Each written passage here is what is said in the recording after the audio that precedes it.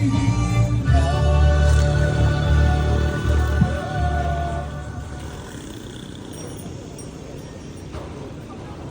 altar na ito ay ipagdasal natin ang mga kabataan sa ating parokya. Basa mula sa aklat ng Ecclesiastico. Kung nais mo ay maging marunong ka, magsikap ka lamang, ikaw ay nagiging matalino. Kung mauulihan kang makinig, ikaw ay matututo. At kung lilihimin mo ang iyong narinig, ikaw ay tutulong. Pag dumalo ka sa kapulungan ng matatanda, piliin mo kung sino sa kanila ang marunong at sa kanya ka pumali.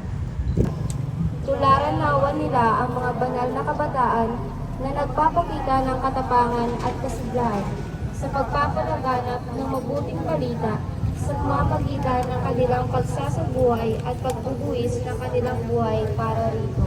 Amen. Basbasan mo mga kabataan sa aming parokya.